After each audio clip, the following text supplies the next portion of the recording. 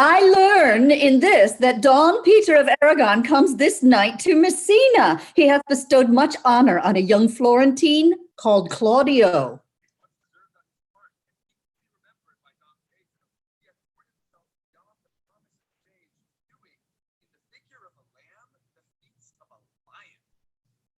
I pray you, is Signor Mantanto returned from the wars or no? There was none such in the army of any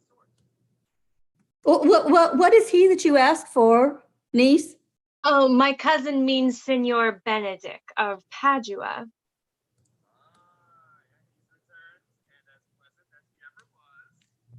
I pray you, how many hath he killed and eaten in these wars? But how many hath he killed? For indeed I promise to eat all of his killing. He hath done a good service, lady, in these wars. You had a musty victual, and he hath hoped to eat it. But he is a very valiant trencherman. He hath an excellent stomach. And a good soldier, too, lady. And a good soldier to a lady. But what is he to a lord? A lord to a lord, a man to a man, stuffed with all honorable virtues? It is so indeed. He is no less than a stuffed man. But for the stuffing, well, we're all mortal. Oh, you must not, sir, mistake my niece. There's a kind of merry war between Benedick and her. They never meet, but there's a skirmish of wit between them. Alas, he gets nothing by that. In our last conflict, 4 of his 5 wits went halting off. Who is his companion now? He hath every month a new sworn brother. Is it possible? Very easily possible. He wears his faith but as the fashion of his hat. It ever changes with the next block. I see, lady, that the gentleman is not in your books. No, and he were, I would burn my study. But, I pray you, who is his companion? He is most in the company of the right noble Claudio. Oh, Lord, well, he will hang upon him like a disease. God help the noble Claudio. What, if he have caught the Benedick, it will cost him £1,000 ere it be cured. I will hold friends with you, lady. Do, good friend. You will never run mad, niece. No, not till a hot January. Oh, we're approached. Oh, goodness. Good Signor Leonato. You are come to meet your trouble. The fashion of the world is to avoid cost, and you encounter it. Never came trouble to my house in the likeness of your grace. For trouble being gone, comfort should remain. But when you depart from me, sorrow abides and happiness takes his leave. You embrace your charge too willingly. This is your daughter? Her mother hath many times told me so. Were you in doubt, sir, that she asked you? Signor Benedick! No, for then you were a child. Now you have it full, Benedick. We may guess by this what you are, being a man. Truly, the lady fathers herself. Be happy, lady, for you are like an honorable father. If Signor Leonato be her father, she would not have his head on her shoulders for all Messina as like him as she is. I wonder that you will still be talking, Signor Benedick. What? My No, dear what? Lady Disdain. Is it possible Disdain should die while she had such meat food to feed it as Signor Benedick? Courtesy itself must convert to disdain if you come in her presence. Then is courtesy a turncoat? But it is certain I am loved of all ladies, only you excepted. And I would I could find it in my heart that I had not a hard heart, for truly I love none. Oh, a dear happiness to women. They would else have been troubled with a pernicious suitor. Oh, I thank God and my cold blood. I am of your humour for that. I had rather hear my dog bark at a crow than a man swear he loves me. God keep your ladyship still in that mind, so some gentleman or other shall scape a predestinate scratched face. Scratching could not make it worse, and 'twere such a face as yours were. Well, you are a rare parrot teacher. A bird of my tongue is better than a beast of yours. I would my horse had the speed of your tongue and so good a continuer. But keep your way, in God's name I have done. You always end with a jade's trick. I know you of old. Now that is the sum of all, Leonato. Signor Claudio and Signor Benedick, my dear friend Leonato, hath invited you all. I tell him we shall stay here at least a month, and he heartily prays some occasion may detain us longer. Don John, let me bid you welcome, my lord. Being reconciled to the prince your brother, I owe you all duty. I thank you. Not of many words, but I thank you. Please, it, your grace, lead on. Your hand, Leonato. We will go together. Benedick, didst thou note the daughter of Signor Leonato? I noted her not, but I looked on her. Is she not a modest young lady? I pray thee, speak in sober judgment. Why, in faith, methinks she's too low for a high praise, too brown for a fair praise, and too little for a great praise. Only this commendation I can afford her, that were she other than she is, she were unhandsome, and being no other than she is, I do not like her. In mine eye, she is the sweetest lady that ever I looked on. I can see yet without spectacles, and I can see no such matter. There's her cousin, and were she not possessed with a fury, exceeds her in as much in beauty as is the 1st of May does the last of December. But I hope you have no intent to turn husband, have you? I would scarce trust myself, though I had sworn the contrary. If Hero would be my wife. Come to this. In faith, hath not the world one man, but he will wear his cap with suspicion. Shall I never see a bachelor of 80 again? Go to it, faith. And thou wilt needs thrust thy neck into a yoke, wear the print of it, and sigh away Sundays. Look, Don Pedro is returned to seek you. What secret hath held you here that you followed not to Leonato's? I would your grace would constrain me to tell. Well, I charge thee on thy allegiance. You hear, Claudio? I can be as secret as a dumb man, I would have you think so, but on my allegiance, mark you this, on my allegiance, he is in love. With who? Now that is your grace's part. Mark how short his answer is. With Hero, Leonato's short daughter. Amen, if you love her, for the lady is very well worthy. You speak this to fetch me in, my lord. By my troth, I speak my thought. And in faith, my lord, I spoke mine. And by my 2 faiths and troths, my lord, I spoke mine. That I love her, I feel. That she is worthy, I know. That I neither feel how she should be loved, nor know how she should be worthy, is the opinion that fire cannot melt out of me. I will die at the stake. Thou wast ever an obstinate heretic in the despite of beauty. The woman conceived me, I thank her. That she brought me up, I likewise give her most humble thanks. But that I will have a recheat winded in my forehead, or hang my bugle in an invisible baldric, all women shall pardon me. Because I will not do them the wrong to mistrust any, I will do myself the right to trust none. And the fine is, which for the which I will make the finer, I will live a bachelor. I shall see thee, ere I die, look pale with love. With anger, with sickness, or with hunger, my lord, not with love. Good Signor Benedick, repair to Leonato's. Commend me to him, and tell him I will not fail him at supper, for indeed he hath made great preparation. I have almost matter enough in me for such an embassage, and so I commit you. To the tuition of God from my house, if I had it. The 6th of July, your loving friend, Benedick. Nay, mock not, mock not. Ere you flout old ends further, examine your conscience, and so I leave you. My liege, your highness may now do me some good. My love is thine to teach. Teach it but how, and thou shalt see how apt it is to learn any hard lesson that may do thee good. Hath Leonato any son, my lord? No child but Hero. She's his only heir.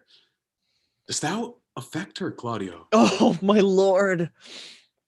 When you went onward on this ended action, I looked upon her with a soldier's eye that liked, but had a rougher task in hand than to drive liking to the name of love.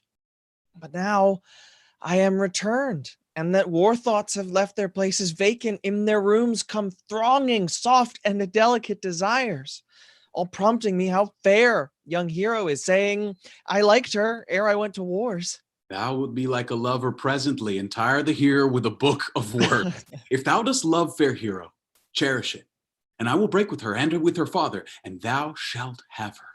Was not to this end that thou beganst to twist so fine a story. How sweetly you do minister to love that no loves grief by his complexion. But lest my liking might too sudden seem, I would have salved it with a longer treatise. And I will fit thee with the remedy. I know we shall have reveling tonight. I will assume thy part in some disguise, and tell fair Hero I am Claudio, and in her bosom I'll unclasp my heart and take her hearing prisoner with the force and strong encounter of my amorous tale. Then after to her father will I break, and the conclusion is, she shall be thine. In practice, let us put it presently, huh? How now, brother? Brother, I can tell you strange news that you yet dreamt not of. The prince and Count Claudio, walking in a thick bleached alley in mine orchard, were thus much overheard by a man of mine. The prince discovered to Claudio that he loved my niece, your daughter, and meant to acknowledge it this night in a dance. And if he found her accordant, he meant to take the present time by the top and instantly break with you of it. Yes! I will acquaint my daughter with all, that she may be better prepared for an answer, if peradventure this be true.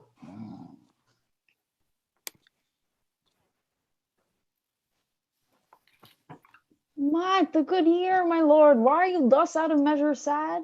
There is no measure in the occasion that breeds, therefore the sadness is without limit. You should hear reason. And when I've heard it, what blessing brings it? If not a present remedy, at least a patient sufferance. I wonder that thou, being as thou sayest thou art born under Saturn, goest about to apply a moral medicine to a mortifying mischief. I cannot hide what I am. I must be sad when I have cause, and smile at no man's jests, eat when I have stomach, and wait for no man's leisure, sleep when I am drowsy, and tend on no man's busyness, laugh when I am merry, and claw no man in his humor. Yeah, but you must not make the full show of this till you may do it without controlment. You have of late stood out against your brother, and he hath ta'en you newly into his grace, where it is impossible you should take true root, but by the fair weather that you make yourself. It is needful that you frame the season for your own harvest. I had rather be a canker in a hedge than a rose in his grace. And it better fits my blood to be disdained of all than to fashion a carriage to rob love from any. In this, though I cannot be said to be a flattering, honest man, it must not be denied, but I am a plain-dealing villain. I'm trusted with a muzzle and enfranchised with a clog. Therefore, I have decreed not to sing in my cage. If I had my mouth, I would bite. If I had my liberty, I would do my liking. In the meantime, let me be that I am, and seek not to alter me. Can you make no use of your discontent? Oh, I make all use of it. Only. Who comes here? Oh, news, Borachio. I came yonder from a great supper. Prince, your brother is royally entertained by Leonato, and I can give you intelligence of an intended marriage. What is he for a fool that betroths himself to unquietness? Marry, it's your brother's right hand. Who? The most exquisite Claudio. Even he. And who? And who? Which way looks he? Well, marry on Hero, the daughter and heir Leonato. How came you to this? Well, as I was smoking in a musty room, comes the prince and Claudio, hand in hand in sad conference. I whipped me behind the arras, and there heard it agreed upon the prince should woo Hero for himself, and having obtained her, give her to the Count Claudio. Come, let us thither. This may prove food to my displeasure. That young upstart hath all the glory of my overthrow. If I can cross him any way, I bless myself every way. You're both sure and will assist me. Oh, to the death, my lord. Was not the Count John here at supper? I saw him not. How tartly that gentleman looks. I can never see him, but I am heartburned an hour after. He is of a very melancholy disposition. You were an excellent man that were made just in the midway between him and Benedick. One is too like an image and says nothing, and the other too like my lady's eldest son, evermore tattling. Then half Senior Benedick's tongue in Count John's mouth, and half Count John's melancholy in Senior Benedick's face. With a good leg and a good foot, uncle and money enough in his purse, such as a man would win any woman in the world, if he could get her to marry her, to get him to goodwill. By my troth, niece, thou wilt never get thee a husband if thou be so shrewd of thy tongue. Lord, I could not endure a husband with a beard on his face. I had rather lie in the woolen. Well, you may light on a husband that hath no beard. Well, what should I do with him? Dress him in my apparel and make him my waiting gentlewoman.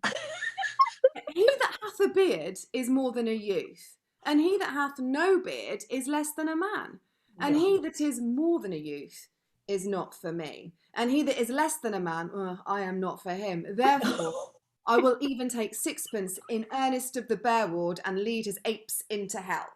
Oh, well then, go you into hell? No, but to the gate. Oh, There will the devil meet me, like an old cuckold, with horns on his head, and say, "Get you to heaven, Beatrice, get you to heaven.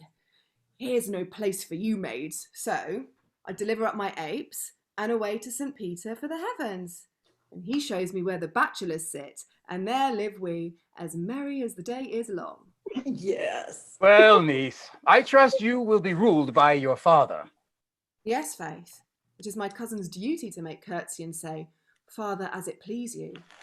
But yet for all that, cousin, let him be a handsome fellow, or all else make another curtsy and say, "Father, as it please me." Well, niece, I hope to see you one day fitted with a husband.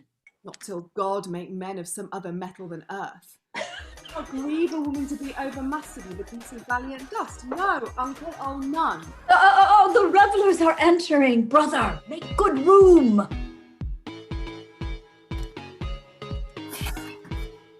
Lady, will you walk about with your friend?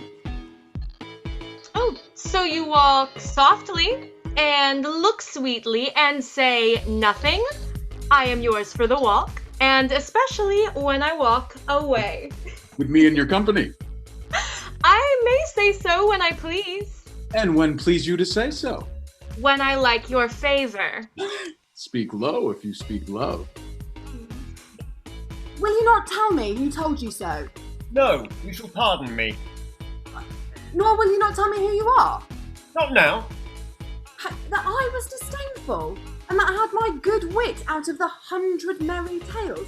Well, this was Signor Benedick that said so. What's he?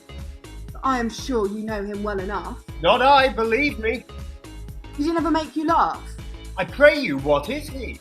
Why, he is the prince's jester. A very dull fool. Only his gift is in devising impossible slanders. None but libertines delight in him.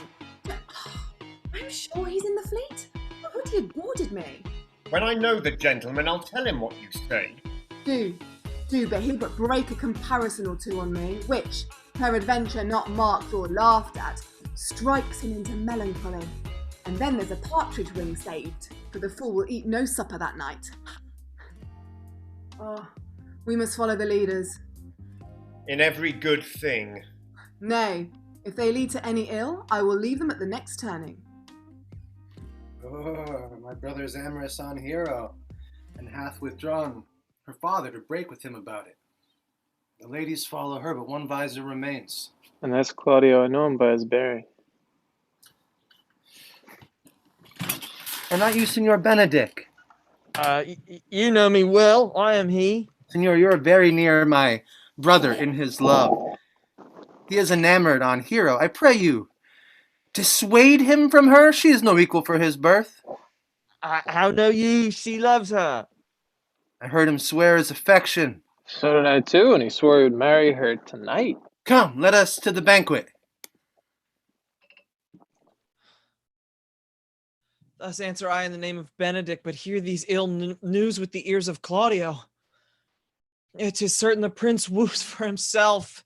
Friendship is constant in all things, save in the office and affairs of love. Therefore, all hearts in love should use their own tongues. Let every eye negotiate for itself, and trust no agent.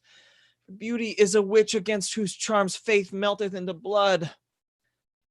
Farewell, therefore, Hero. Count Claudio! Yea, the same. What fashion will you wear the garland of? About your neck like a usurer's chain, or under your arm like a lieutenant's scarf?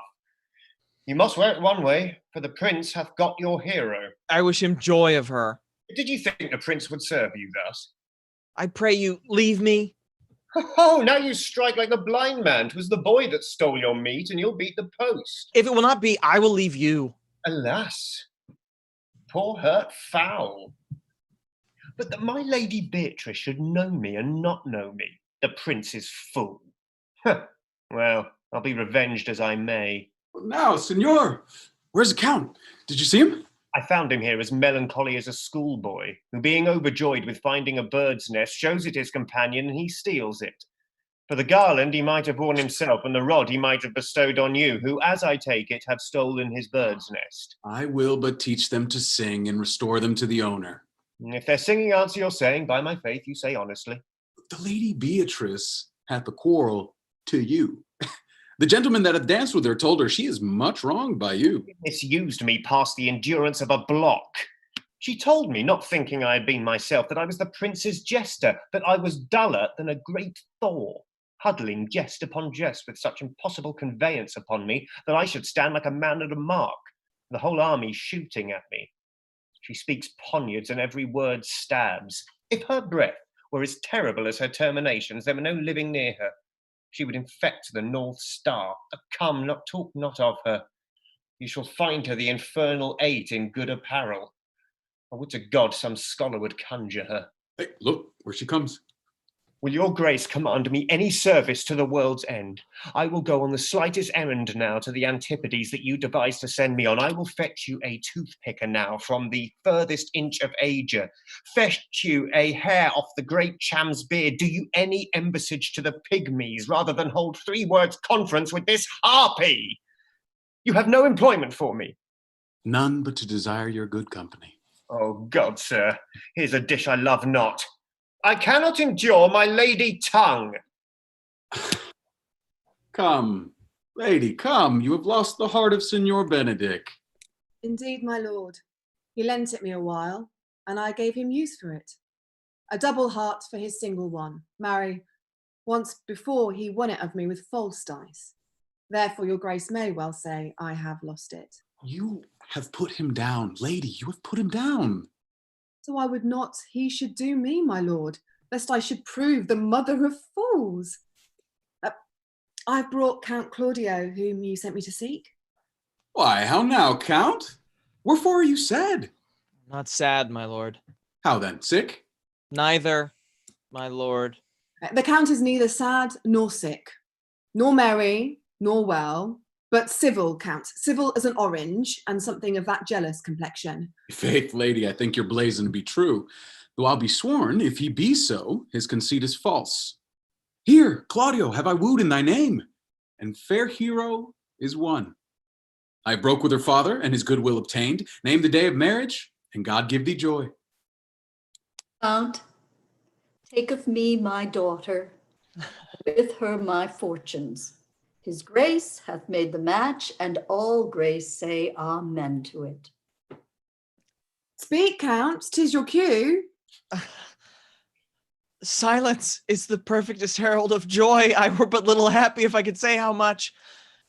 Lady, as you are mine, I am yours. I give myself away for you and dote upon the exchange. Speak, cousin, or if you cannot, stop his mouth with a kiss and let him not speak neither. In faith, lady, you have a merry heart. No, my lord, I thank it, poor fool. It keeps on the windy side of care. Thus goes everyone to the world but I, and I am sunburnt. I may sit in a corner and cry, hi-ho for a husband. Lady Beatrice, I'll get you one. I would rather have one of your father's getting. Hath your grace ne'er a brother like you? Your father got excellent husbands, if a maid could come by them. Will you have me, lady? No, my lord, unless I might have another for working days. Your grace is too costly to wear every day. But I beseech your grace, pardon me, I was born to speak all mirth and no matter. Your silence most offends me, and to be merry best becomes you. For out of question you were born in a merry hour. No, sure, my lord. My mother cried, but then there was a star danced, and under that I was born. Niece, Cousins, God give you joy.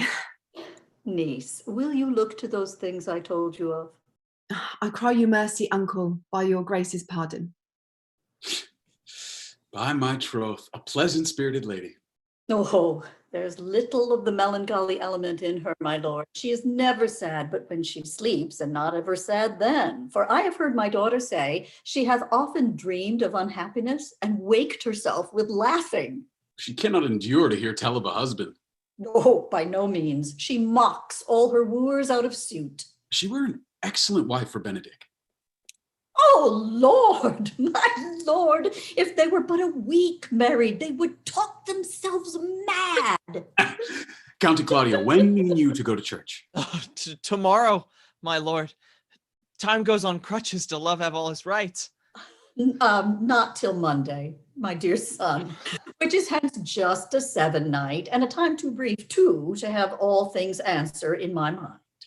You shake the head at so long a breathing, but I warrant thee, Claudio, the time shall not go dully by us. I will in the interim undertake one of Hercules' labors, which is to bring Signor Benedick and the Lady Beatrice into a mountain of affection, the one with the other. If you three will but minister such assistance as I shall give you direction. My Lord, I am for you, though it costs me 10 nights waking. And I, my lord. And you too, gentle hero. I will do any modest office, my lord, to help my cousin to a good husband. Now, I will teach you how to humor your cousin that she shall fall in love with Benedick, and I, with your 2 helps, will so practice on Benedick that in despite of his quick wit and his queasy stomach, he shall fall in love with Beatrice. If we can do this, Cupid is no longer an archer. His glory shall be ours, for we are the only love gods. Now, go in with me, and I will tell you my drift. It is so. The Count Claudio shall marry the daughter of Leonato. Yeah, my lord, but I can cross it. Any bar, any cross, any impediment will be medicinable to me. How canst thou cross this marriage? I think I told your lordship a year since how much I am in favor of Margaret, the waiting gentlewoman to hero. I remember. Yeah, I can, at any unseasonable instant of the night, appoint her to look out at her lady chamber window. What life is in that to be the death of this marriage? Well, the poison of that lies in you to temper. Ah. Go you to the prince your brother. Spare not to tell him he hath wronged his honor in marrying the renowned Claudio, whose estimation do you mightily hold up to a contaminated, stale, such as one to hero. What proof shall I make of that? Proof enough to misuse the prince, to vex Claudio, to undo hero, and kill Leonato. Look you for any other issue? Only despite them I will endeavor anything. Well, go then. Find me a meet hour to draw Don Pedro and the Count Claudio alone. Tell them that you know hero loves me. They will scarcely believe this without trial. Offer them instances, which shall bear no less likelihood than to see me at her chamber window. Hear me call Margaret hero. Hear Margaret term me Claudio, and bring them to see this the very night before the intended wedding. For in the meantime, I will so fashion the matter that hero shall be absent, and there shall appear such seeming truth of hero's disloyalty that jealousy shall be called assurance, and all the preparation overthrown. Throw this to what adverse issue it can, I will put it in practice. Be cunning in the working this, and thy fee is 1,200 ducats. Be you constant in the accusation, and my cunning shall not shame me. I will presently go learn their day of mariage. I do much wonder that one man, seeing how much another man is a fool when he dedicates his behaviours to love, will, after he hath laughed at such shallow follies in others, become the argument of his own scorn by failing in love. And such a man is Claudio. I have known when the only music in him was the drum and the fife, and now he'd rather hear the tabor and the pipe. He was wont to speak plain and to the purpose, like an honest man and a soldier. Now has he turned orthography. His words are a very fantastical banquet. Just so many strange dishes. May I be so converted and see with these eyes? I cannot tell, I think not. I will not be sworn, but love may transform me to an oyster, but till he have made an oyster of me, he shall never make me such a fool. One woman is fair, yet I am well.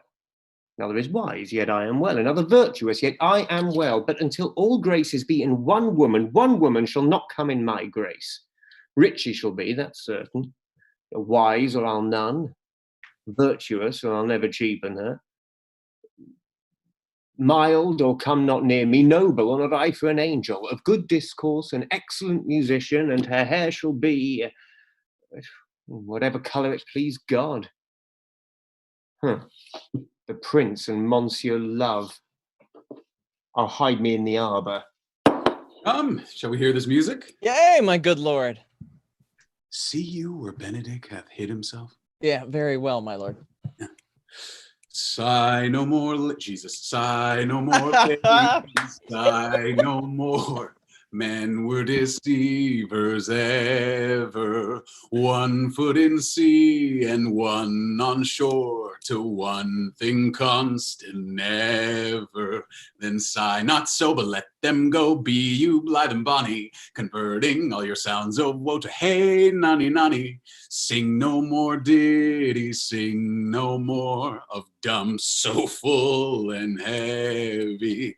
The fraud of men was ever so, since summer first was leafy. That didn't rhyme. And sigh not so, let them go, be blithe and bonny, converting all your sounds of woe to hey, nonny, nonny. By nonny, my nonny. troth, a good song. And he had been a dog that should have howled, thus they would have hanged him. Come hither, Leonato. What was Yes, it you told me of today, that your niece Beatrice was in love with Signor Benedick? I stalk on, the fowl sits. I did never think that lady would have loved any man. No, nor I neither. But most wonderful that she should so dote on Signor Benedick, whom she hath in all outward behaviours seemed ever to abhor. It's possible, sits the wind in that corner. By my troth, my lord, I cannot tell what to think of it, but that she loves him with an enraged affection, it is past the infinite of thought. How? How? Pray you, you amaze me. I would have thought her spirit had been invincible against all assaults of affection. I would have sworn it had, my lord, especially against Benedick. I should think this a gull, but that the white-bearded fellow speaks it. Knavery cannot sure hide himself in such reverence. He hath taken the infection, hold it up. Hath she made her affection known to Benedick? No, and swears she never will. That's her torment. 'Tis true, indeed. So your daughter says, shall I, says she, that hath so often countered him with scorn, write to him that I love him? She'll be up 20 times a night, and there will she sit in her smock till she have writ a sheet of paper.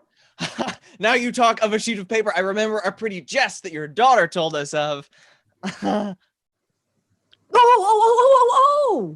When she had read it and was reading it over, she found Benedick and Beatrice in between the sheets. Yes, that. Oh, she tore the letter into 1,000 halfpence, railed at herself that she should be so immodest to write to one that she knew would flout her. I measure him, says she, by my own spirit, for I should flout him if he writ to me. Yea, though I love him, I should. Then down upon her knees she falls, weeps, sobs, beats her heart, tears her hair, prays, curses, oh, what, mama, lubop, sweet Benedick, God, give me patience. Doth indeed. My daughter says so, and the ecstasy hath so much overborne her that my daughter is sometimes afeared she will do a desperate outrage to herself. It is very true. It were good that Benedick knew of it by some or other, if she will not discover it.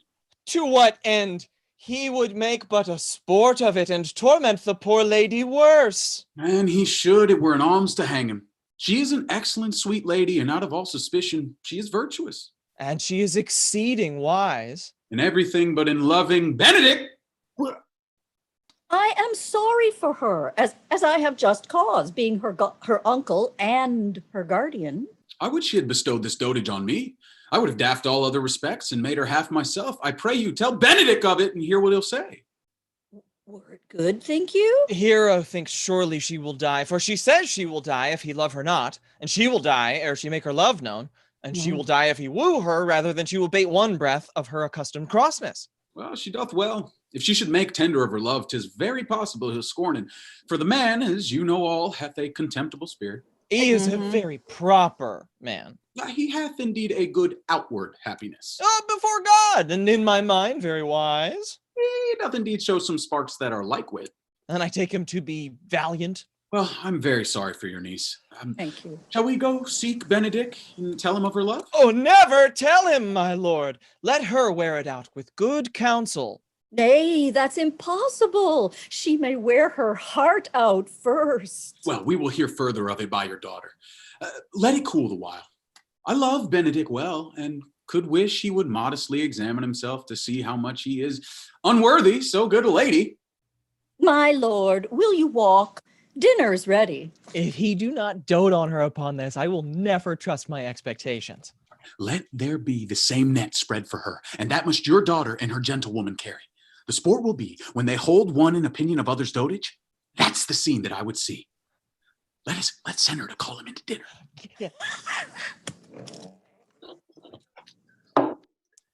This can be no trick. The conference was sadly born. They have the truth of this from Hero. They seem to pity the lady. It seems her affections have their full bent. Love me. Why, it must be requited. I hear how I am censured. They say I will bear myself proudly if I perceive the love come from her. They say, too, that she will rather die than give any sign of affection. I did never think to marry. I must not seem proud. They say the lady is fair. 'Tis a truth, I can bear them witness, and virtuous, 'tis so, I cannot reprove it, and wise. But for loving me, by my troth, it is no addition to her wit, nor no great argument of her folly, for I will be horribly in love with her. I may chance have some odd quirks and remnants of wit broken upon me, because I've railed so long against marriage, but doth not the appetite alter?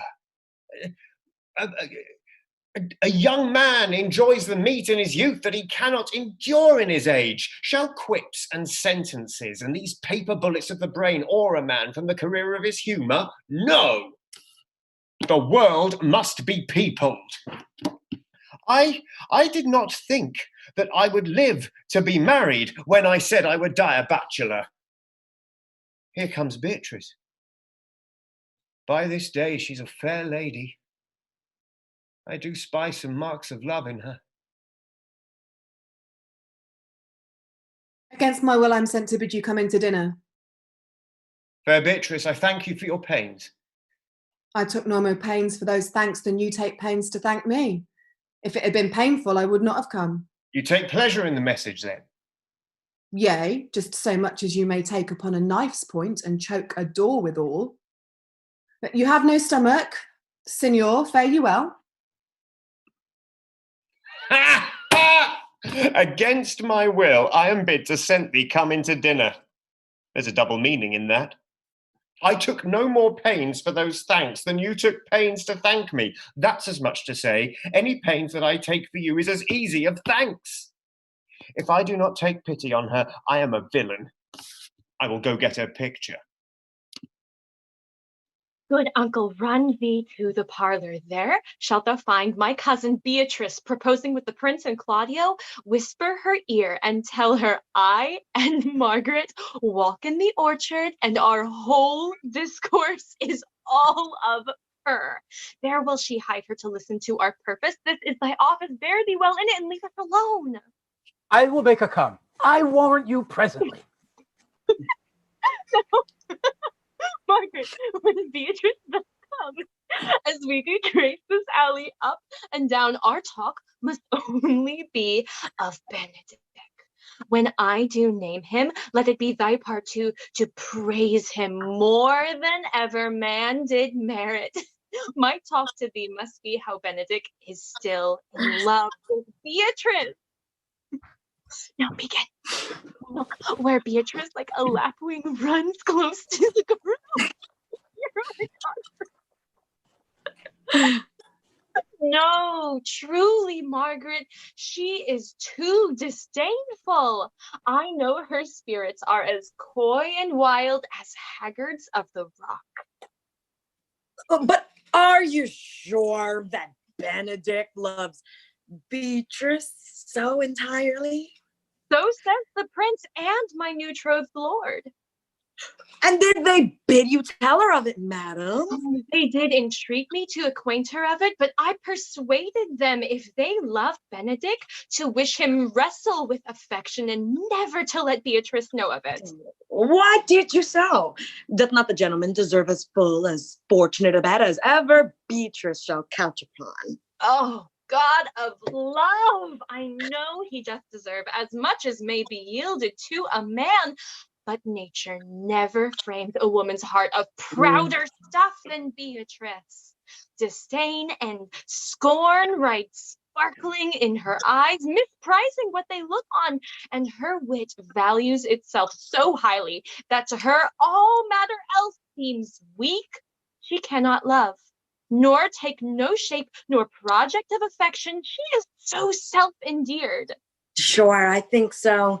And therefore, certainly it were not good she knew his love, lest she make sport at it. Why you speak truth?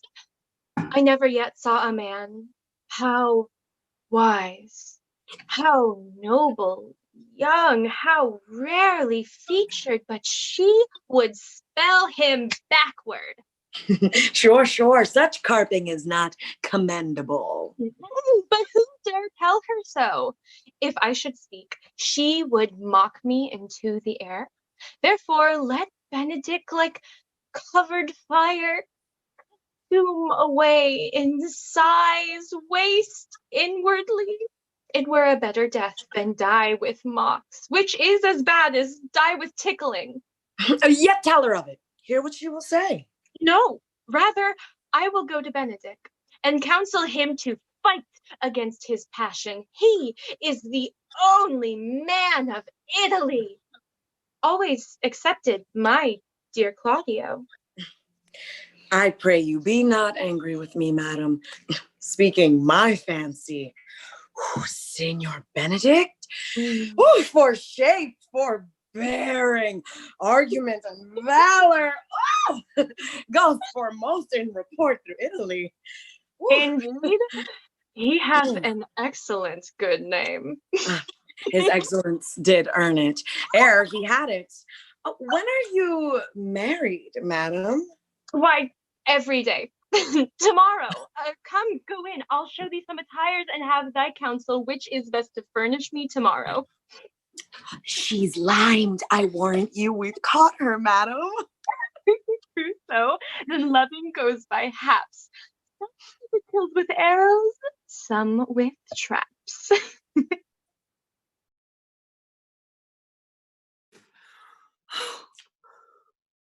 What fire is in mine ears? Oh, can this be true? Oh, stand I condemned for pride and scorn so much? Contempt, farewell, and maiden pride, adieu. No glory lives behind the back of such. And Benedick, love on, I will requite thee, taming my wild heart to thy loving hand. If thou dost love, my kindness shall incite thee to bind our loves up in a holy band. For others say that thou dost deserve, and I believe it better than reportingly. Gallants, I'm not advised been. So say I, methinks you are sadder. I hope he be in love. Hang him, truant. There's no true drop of blood in him. I have the toothache. Yet say I, he's in love. If he be not in love with some woman, there's no believing the old signs. He brushes his hair o' mornings. What should that bode? Hath any man seen him at the barber's? No, but the barber's man hath been seen with him, and the old ornament of his cheek hath already stuffed tennis balls. Indeed, he looks younger than he did by the loss of a beard. Nay, and he rubs himself with civet. Can you smell him out by that? Ooh. That's as much to say the sweet youth's in love. Oh, the greatest note of it is his melancholy. Oh, and when was he wont to wash his face? Conclude. He is in love. Nay, but I know who loves him. Old Signor, walk aside with me.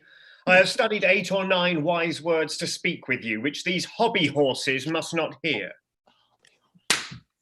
My life to break with him about Beatrice. 'Tis even so. Hero and Margaret have by this played their parts with Beatrice, and then the two bears will not bite one another when they meet. My lord and brother, God save you. Good den, brother. If your leisure be served, I would speak with you. In private. It please you, yet Count Claudio may hear, for what I would speak of concerns him. What's the matter? Claudio, means your lordship to be married tomorrow? You know he does. I know not that, when he knows what I know. If there be any impediment, I pray you discover it. Why? What's the matter? I came hither to tell you, and circumstances shortened, for she's been too long of talking of. The lady's disloyal. Who? Hero? Even she, Leonato's hero, your hero, every man's hero. Disloyal?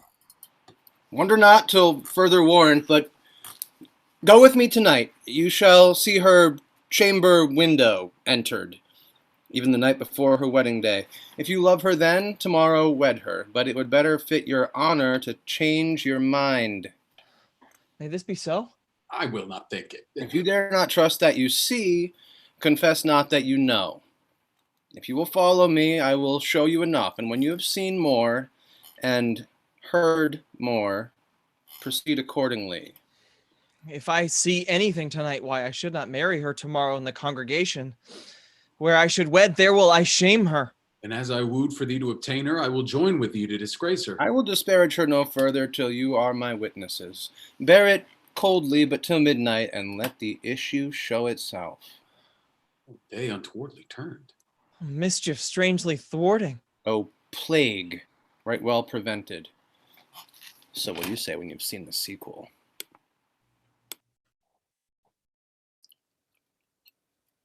Are you good men and true?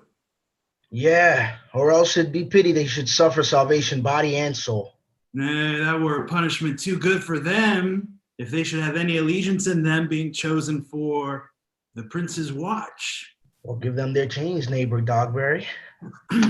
First, who think you the most desertless man to be constable? You oatcake, sir? Or George Seacole, for they can write and read. Come here, neighbor Seacole. God hath blessed you with a good name. To be a well-favored man is the gift of fortune, but to write and read comes by nature. Both which, Master Constable? You have. I knew it. I knew it would be your answer. You are thought here to be the most senseless and fit man for the constable of the watch. Therefore, bear you this lantern. This is your charge. You shall comprehend all vagrom men. You are to bid any man stand in the prince's name. Half will not stand. Why then, take no note of him, but let him go. And presently call the rest of the watch together, and thank God you are rid of a knave. If he will not stand when he is bidden, he is none of the prince's subjects. It's true, and they are to meddle with none but the prince's subjects. You shall also make no noise in the streets, for the watch to babble and to talk is most tolerable and not to be endured. We'll rather sleep than talk. We know what belongs to a watch. Oh, why, you speak like an ancient and most quiet watchman, for I cannot see how sleeping should offend. Only have a care that your bills be not stolen. Well, you are to call at all the alehouses and bid those that are drunk get them to bed. How if they will not? Why then let them alone till they are sober. If they make you not then the better answer, you may say they are not the men you took them for. Masters, good night. And there be any matter of weight chances, call me up. Keep your fellows' counsels in your own, and good night. Come, neighbor. Well, master, we hear our charge.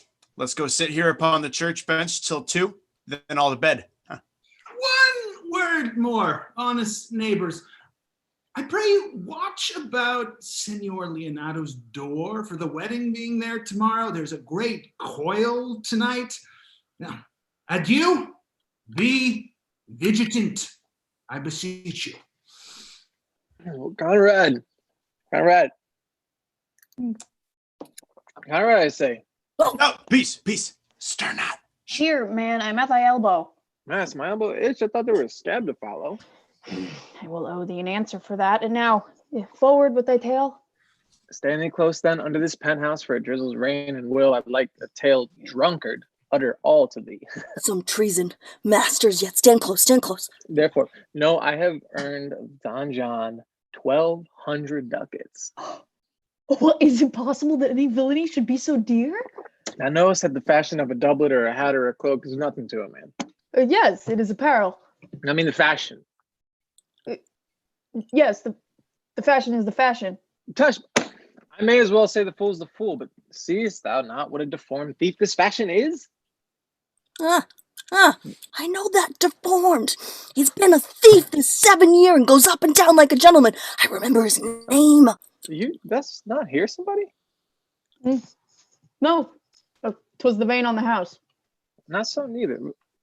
But no, that I have tonight wooed Margaret, the lady Hero's gentlewoman, by the name of Hero. She leans me out at her mistress's chamber window, bids me 1,000 times good night. I tell this tale vilely. I should be first tell thee how the prince Claudio and my master, planted and placed and possessed by my master Don John, saw afar off in the orchard this amiable encounter. What? And thought they Margaret was Hero? Two of them did.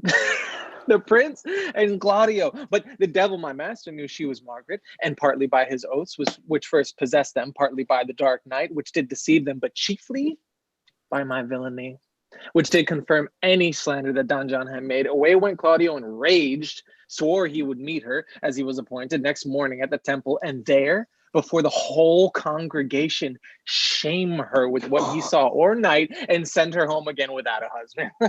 We charge you in the prince's name. Stand. Come on. We have here recovered the most dangerous piece of lechery that was ever known in the Commonwealth, and one deformed is one of them. I know him. He wears a lock. Masters. Masters. Never speak. We charge you. Let us obey you to go with us. Come, we'll obey you. Good morrow, cuz. Good morrow, sweet hero. Why, how now?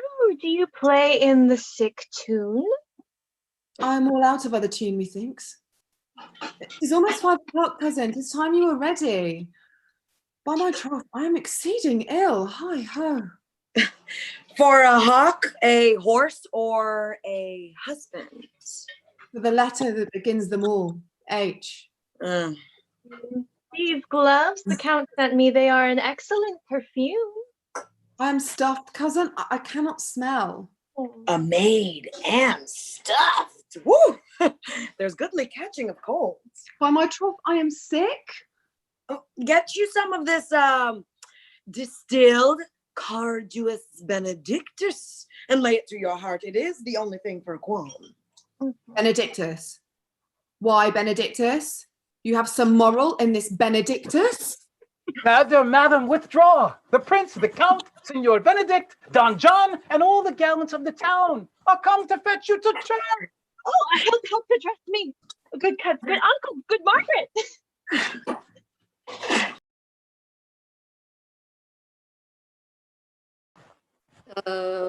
What would you with me, honest neighbor? Oh, marry, sir, I would have some confidence with you that discerns you nearly.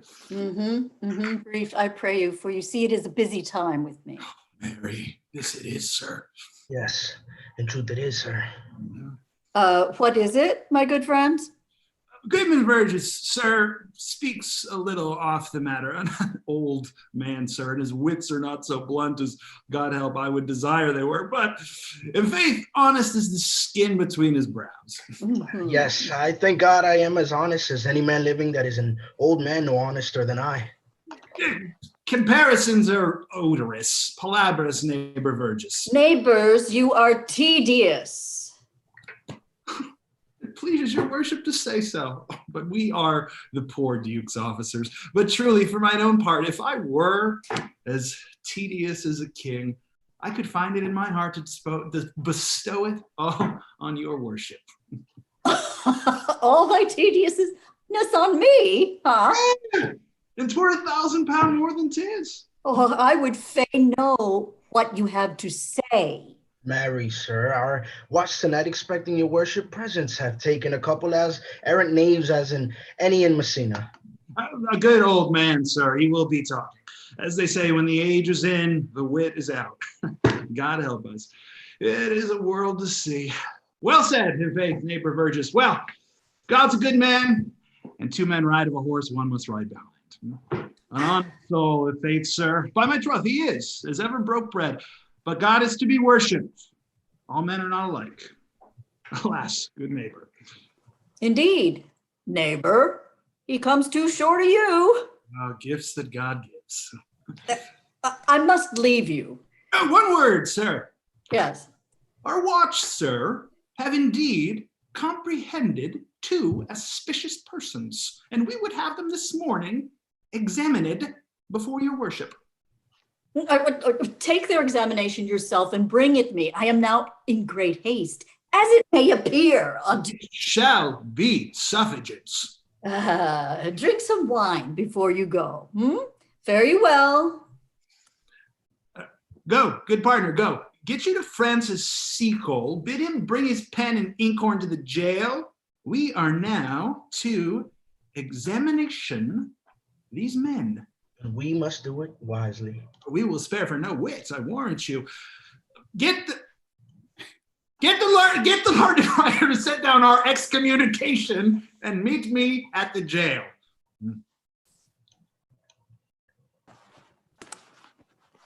Come, my brother, be brief. Only to the plain form of marriage. You come hither, my lord, to marry this lady? No. To be married to her. Brother, you come to marry her. Lady, you come hither to be married to this count? I do. If either of you know any inward impediment why you should not be conjoined, charge you on your spoils to utter it. Know you any, hero? None, my lord.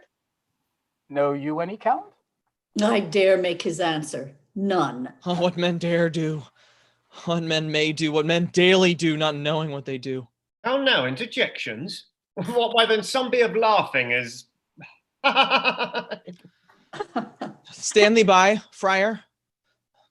Father, by your leave, will you with free and unconstrained soul give me this maid, your daughter? As freely, son, as God did give her me. And what have I to give you back, whose worth may counterpoise this rich and precious gift? Nothing, unless you render her again. Sweet prince, you learn me noble thankfulness. So there, Leonato, take her back again. Give not this rotten orange to your friend. She's but the sign and semblance of her honor. Would you not swear, all you that see her, that she were a maid by these exterior shows?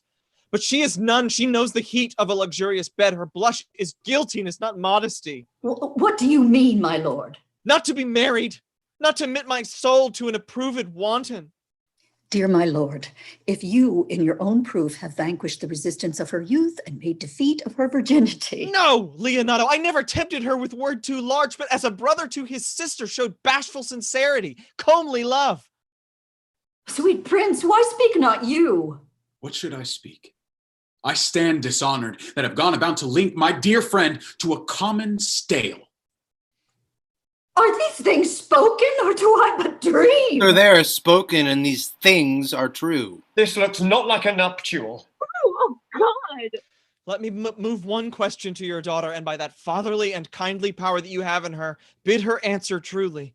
I charge thee do so, as thou art my child.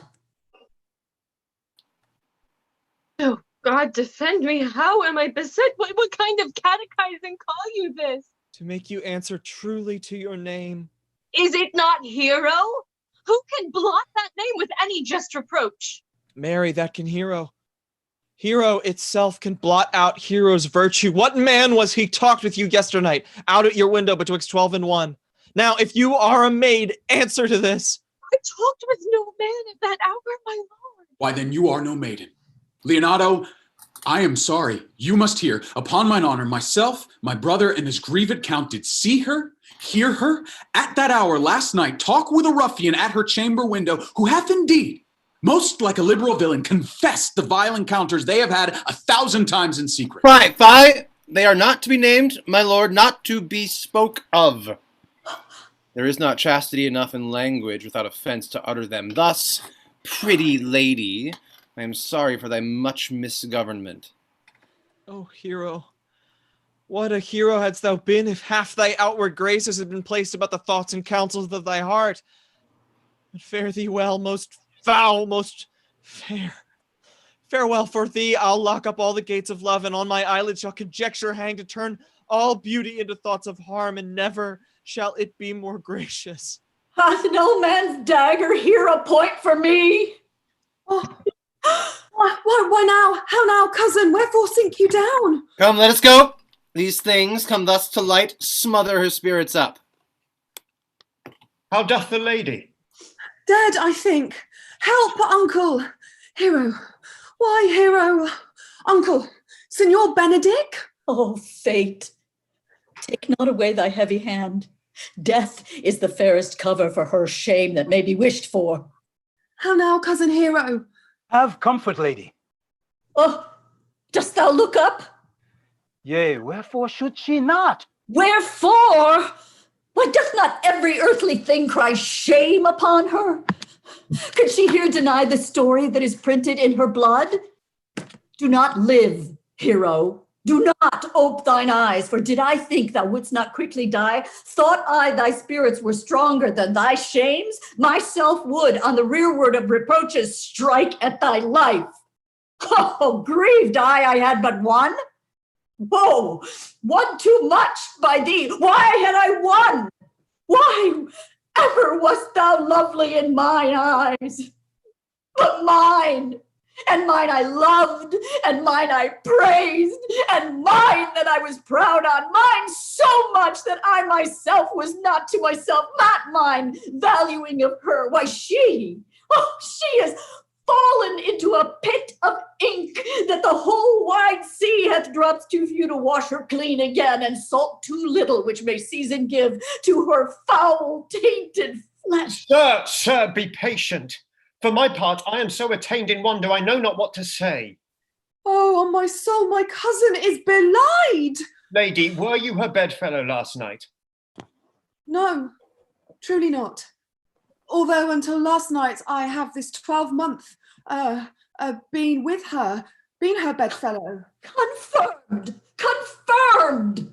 Would the two princes lie, and Claudio lie, who loved her so that, speaking of her foulness, washed it with tears? Hence from her, let her die! Lady! What man is he you are accused of? They know that you accuse me. I know none. If I know more of any man alive than that which maiden modesty doth warrant, let all my sins lack mercy. Oh, my father, prove you that any man with me conversed at hours unmeet, or that I yesternight maintained the change of words with any creature, refuse me, hate me, torture me to death.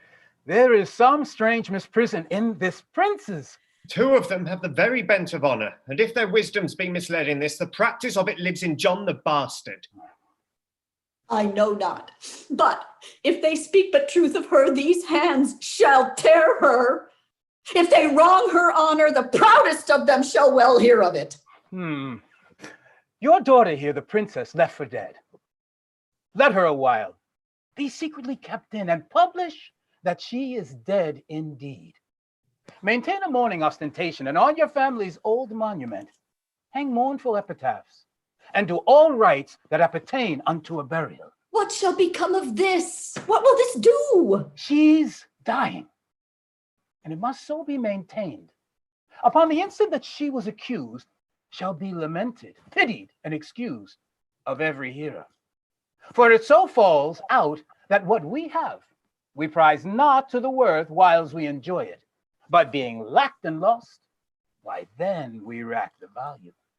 Then we find the virtue that possession would not show us whiles it was ours. So it would fare with Claudio. When he shall hear she died upon his words, the idea of her life shall sweetly creep into his study of imagination. Then shall he mourn. Aye, if ever love had interest in his liver, and wish he had not so accused her. Now, he thought his accusation true. Let this be so, and doubt not. But success will fashion the event in better shape than even I can lay it down in likelihood. Signor Leonato, though you know my inwardness and love is very much unto the Prince and Claudio, yet by my honour, I will deal in this as secretly and justly as your soul should with your body.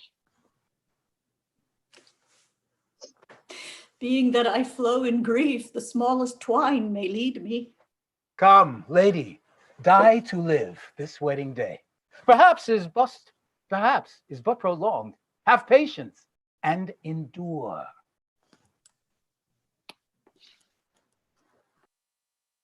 Lady Beatrice, have you wept all this while?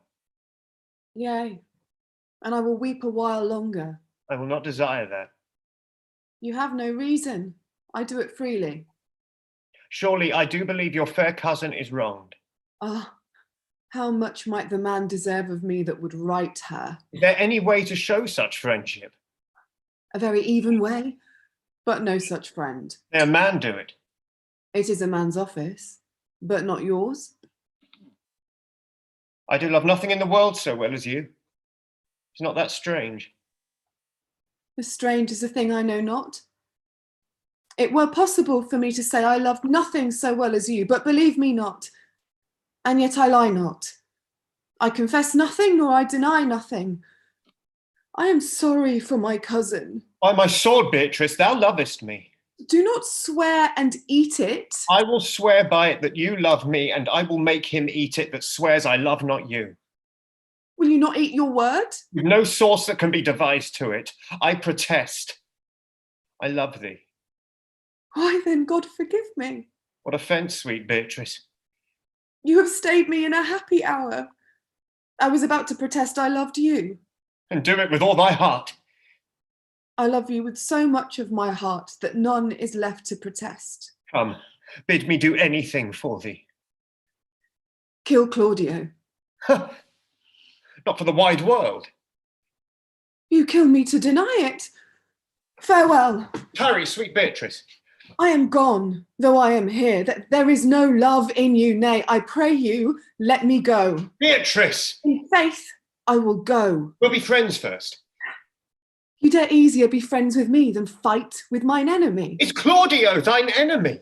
Is he not approved in the height a villain that hath slandered, scorned, dishonoured my kinswoman? Oh, that I were a man. What? Bear her in hand until they come to take hands, and then, with public accusation, uncovered slander, unmitigated rancour.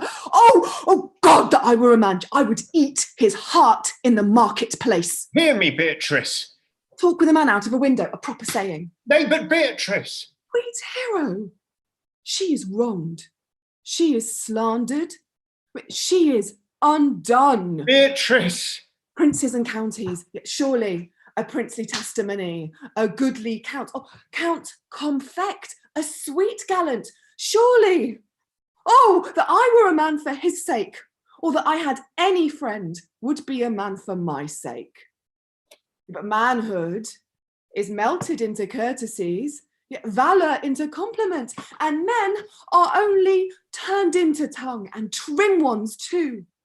Yet he is now as valiant as Hercules that only tells a lie and swears it. I cannot be a man with wishing.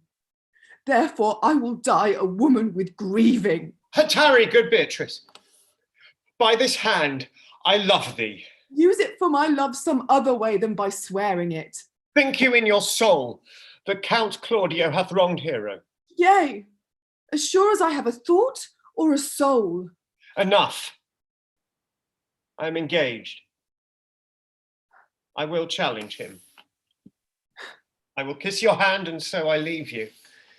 By this hand, Claudio shall render me a dear account.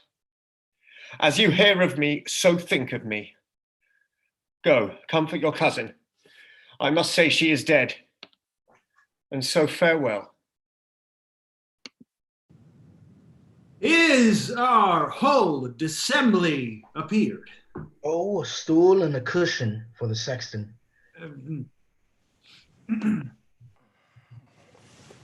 Which be the malefactors? Oh, Mary, that am I, and my partner.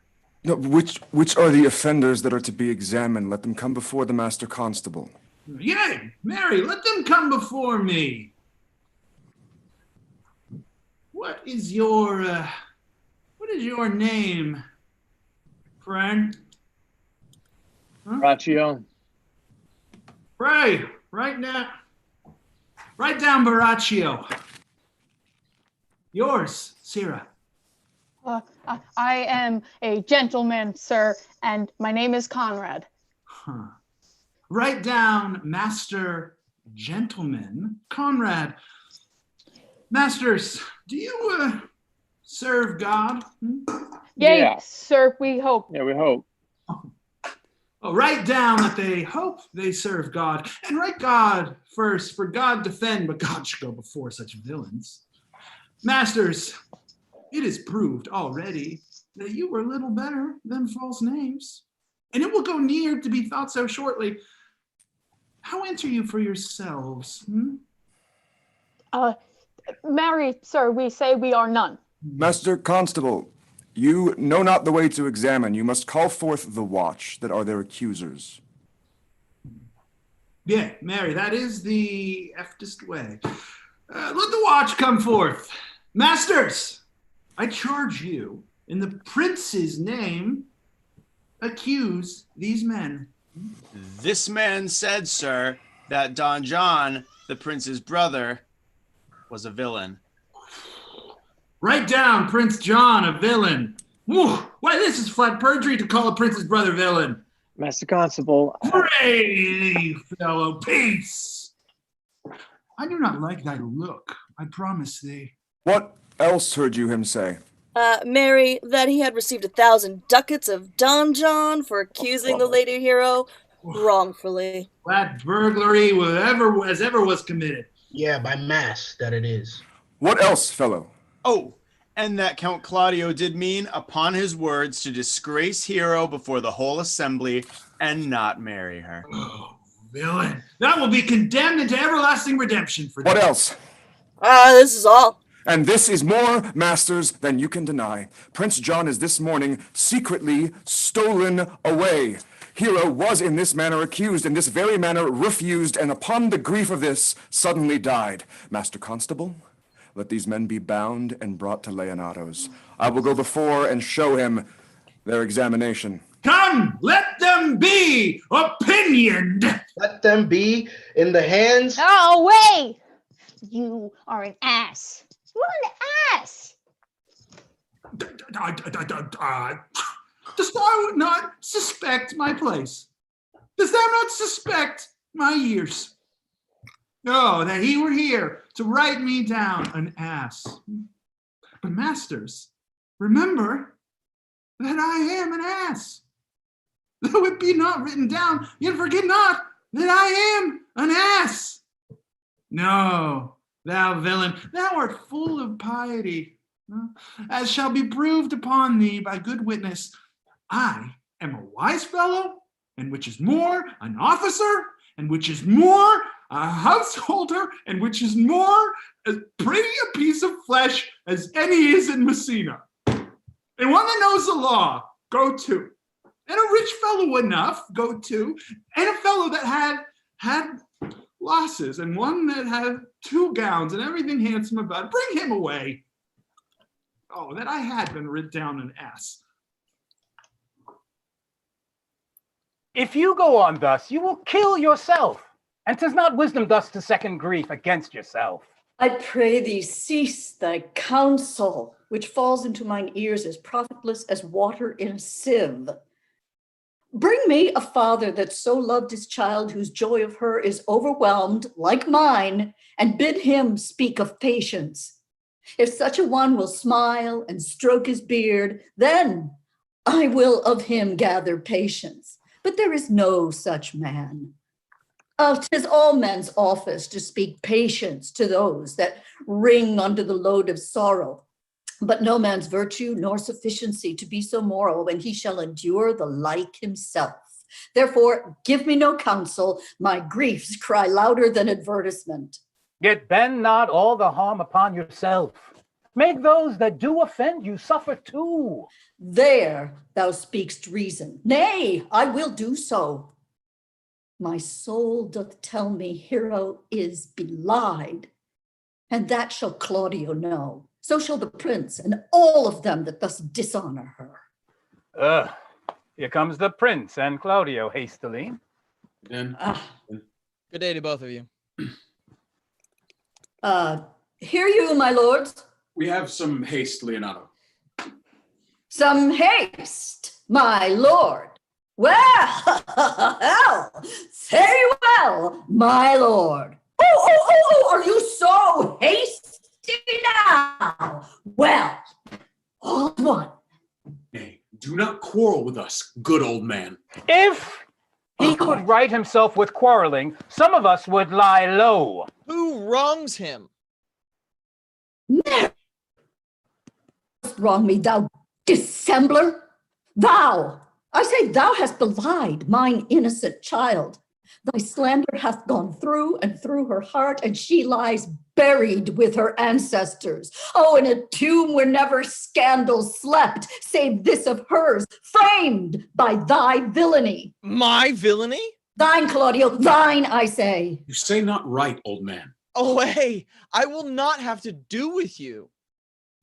Canst thou so daff me? Thou hast killed my child. If thou killst me, boy, thou shalt kill a man. Gentlemen, both, we will not wake your patience. My heart is sorry for your daughter's death, but on mine honor, she was charged with nothing but what was true and very full of proof. My lord, my lord. I will not hear you. No. Brother, come away. I will be heard. See?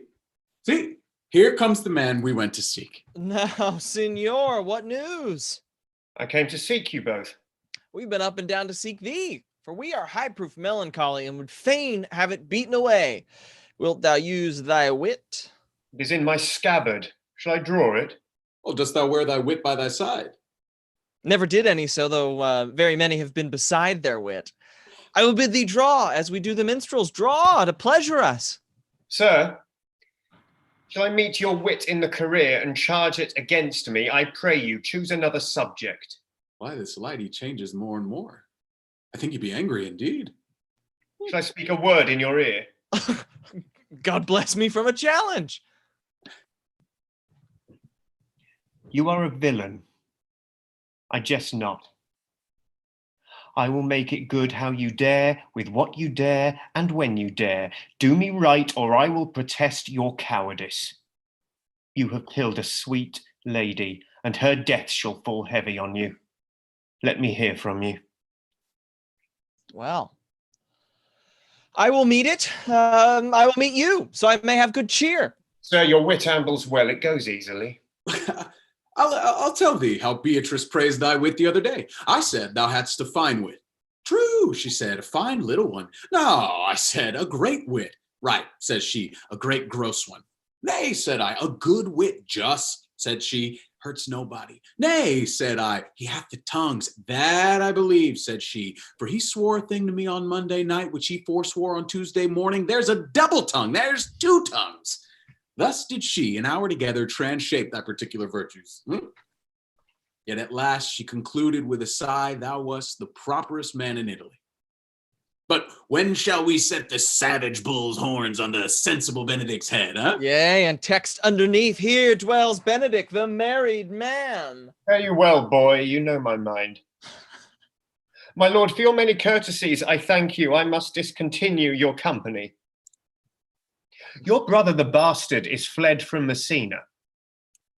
You have among you killed a sweet and innocent lady. For my lord Lackbeard here, he and I shall meet. Until then, peace be with him. He's in earnest. In most profound earnest, and I'll warrant you, it's for the love of Beatrice. And hath challenged thee. Yeah, most sincerely. But soft you, let me be, pluck up my heart and be sad. Did he not say my brother was fled? Come you, sir. How now? 2 of my brother's men bound? Borachio, 1. Hearken after their offense, my lord. Officers, what offense have these men done? Marry, sir, they have committed false report. Moreover, they have spoken untruths. Secondarily, they are slanderers. 6th, and lastly, they have belied a lady. Thirdly, they have verified unjust things. And to conclude, they are lying knaves. First, I ask thee what they have done. Thirdly, I ask thee what's their offense. 6th and lastly, why they are committed. And to conclude, what you lay to their charge. Who have you offended, masters, that you are thus bound to your answer? This learned constable is too cunning to be understood. What is your offense? Sweet prince, let me go no further than mine answer. Do you hear me? And let this count kill me. I've deceived even your very eyes. What your wisdoms could not discover, these shallow fools have brought to light, who in the night overheard me confessing that Don John, your brother, incensed me to slander the lady hero, how you were brought into the orchard and saw me court Margaret in hero's garments, how you disgraced her when you should marry her. My villainy they have upon record, which I'd rather seal with my death than repeat over to my shame. The lady's dead upon mine and my master's false accusation. And briefly, I desire nothing but the reward of the villain. Runs not this speech like iron through your blood? I have drunk poison whilst he uttered it. But did my brother set thee on to this? Yeah, and paid me richly for the practice of it. He is composed and framed of treachery, and fled he is upon his villainy. Oh, sweet hero, now thy image doth appear in the rare semblance that I loved at first. Come, bring away the plaintiffs. By this time our sexton hath reformed Signor Leonato of the matter. And masters, do not forget to specify, when time and place shall serve, that I am an ass. Which is the villain? Let me see his eyes, that when I note another man like him, I may avoid him. Which of these is he? If you would know your wronger, look on me.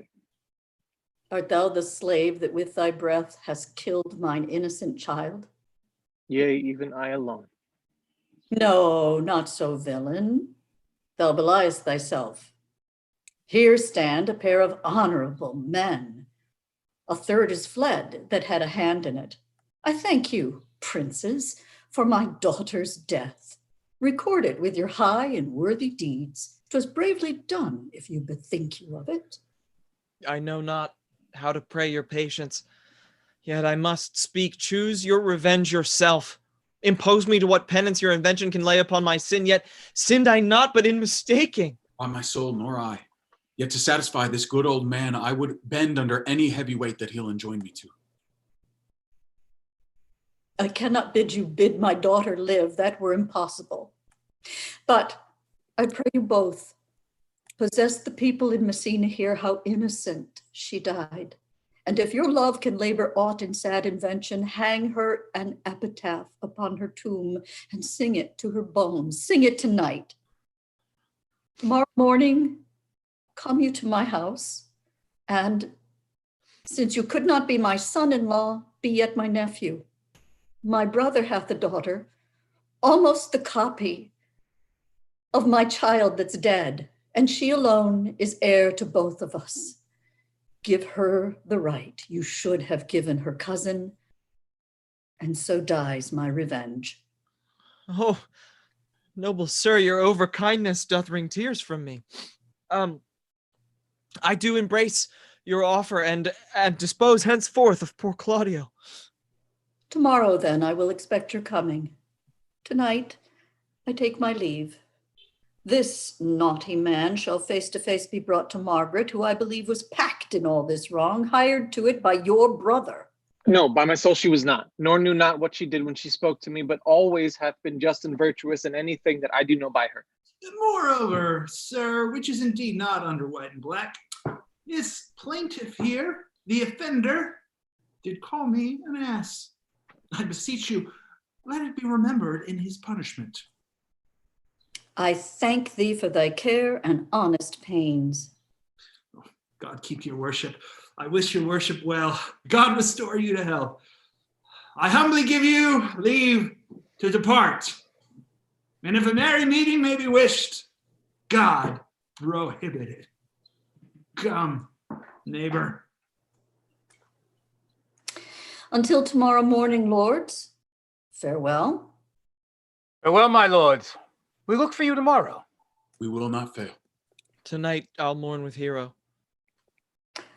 Bring you these fellows on. We'll talk with Margaret, how her acquaintance grew with this lewd fellow.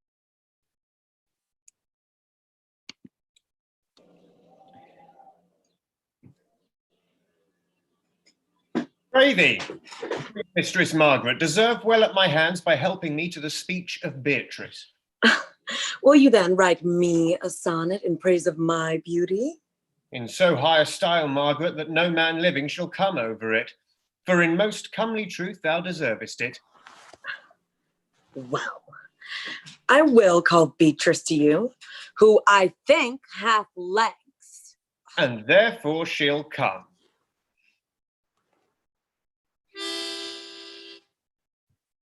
The God of love that sits above and knows me how pitiful I marry, I cannot show it in rhyme. I have tried. I can find no rhyme to lady but baby, an innocent rhyme. For scorn, horn, a hard rhyme. For school, fool, a babbling rhyme. Very ominous endings. No, I was not born under a rhyming planet, nor I cannot woo in festival terms. Sweet Beatrice, wouldst thou come when I called thee? Yea, Signor, and depart when you bid me. Oh, stay till but then. Then is spoken, fare you well now. And yet here I go, let me go with that I came, which is with knowing what hath passed between you and Claudio. Only foul words, and thereupon I will kiss thee.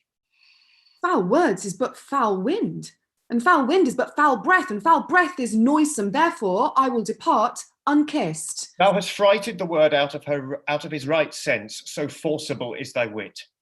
But I must tell thee plainly, Claudio undergoes my challenge, and either I must shortly hear from him, or I will subscribe him a coward.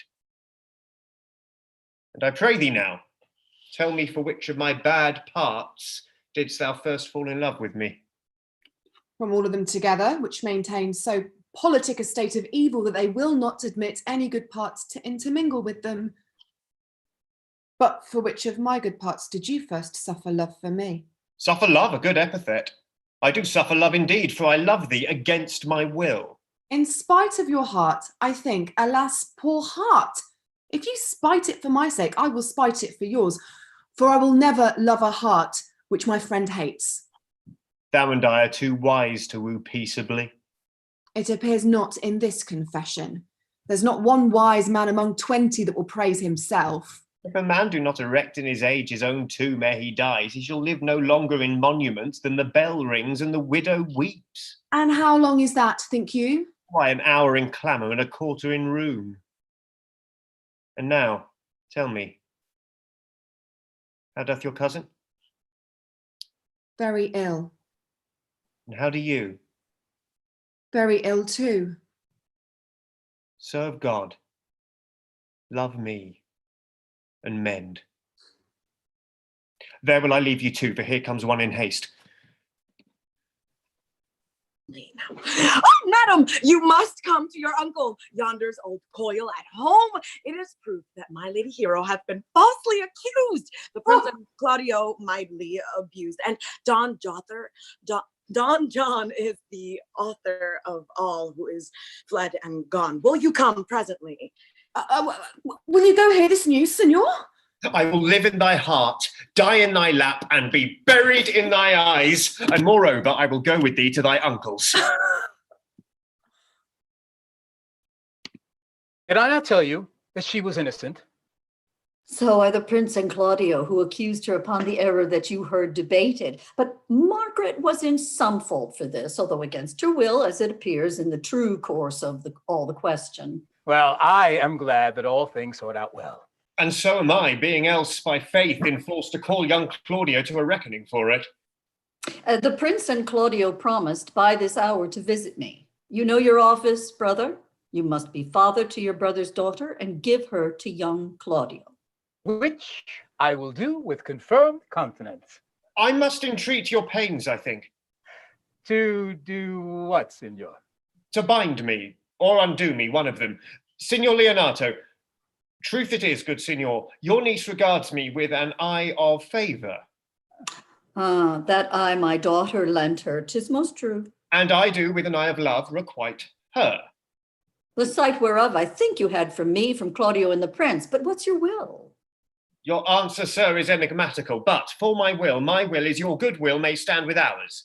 This day to be conjoined in the state of honourable marriage, in which, Antonio, I shall desire your help. My heart is with your liking. And my help? Oh, here comes the prince and Claudio. Good morrow to this fair assembly. Good morrow, prince. Good morrow, Claudio. We here attend you. Are you yet determined today to marry with my brother's daughter? I'll hold my mind. Which is the lady I must seize upon? The same as she, and I do give you her. Why then, she's mine. Sweet, let me see your face. No, that you shall not, till you take her hand before this friar and swear to marry her. Oh, give me your hand. Before this holy friar, I am your husband, if you like of me. And when I lived, I was your other wife, and when you loved, you were my other husband. Another hero! Nothing certainer. One hero died defiled, but I do live, and surely as I live, I am a maid. Former hero, the hero that's dead. She died, my lord, but whilst her slander lived. All this amazement can I qualify when after that the holy rites are ended. I'll tell you largely of fair hero's death. Meantime, let wonder seem familiar, and to the chapel let us presently. Soft and fair. Which is Beatrice? I answer to that name. What's your will? Do not you love me? Why, no more than reason. Why, then your uncle and the prince and Claudio have been deceived. They swore you did. Do not you love me? Troth, no. No more than reason. Why then my cousin Margaret and uncle are much deceived, for they did swear you did. They swore you were almost sick for me. They swore you were well nigh dead for me. 'Tis no such matter. Then you do not love me. No, truly, but in friendly recompense. Oh, come, cousin. I am sure you love the gentleman. And I'll be sworn upon it that he loves her, for here is a paper written in his hand, a halting sonnet of his own pure brain, fashioned to Beatrice. And here's another writ in my cousin's hand, stolen from her pocket, containing her affection unto Benedick. A miracle! Here's our hands against our hearts. Come, I will have thee, but by this light I take thee for pity. I would not deny you, but by this good day I yield upon great persuasion, and partly to save your life, for I was told. Peace! I will stop your mouth. How dost thou, Benedick, the married man? I tell thee what, Prince, a college of wit crackers cannot flout me out of my humour. For thy part, Claudio, I did think to have beaten thee, but in that thou art like to be my kinsman, live unbruised, and love my cousin. I had well hoped thou would have denied Beatrice, that I might have cudgelled thee out of thy single life, make thee a double dealer, which, out of question, thou wilt be if my cousin do not look exceedingly narrowly to thee. Come, come, we are friends. Let's have a dance ere we are married, that we may lighten our hearts with our wives' heels. Nora, we'll have dancing afterward. Fire first of my word, therefore play music. Prince, thou art sad. Get thee a wife. Get thee a wife. There is no staff more reverend than the one tipped with horn. My lord, your brother John is taken in flight and brought with armed men back to Messina. Think not on him till tomorrow. I'll devise the brave punishments for him. Strike up, pipers!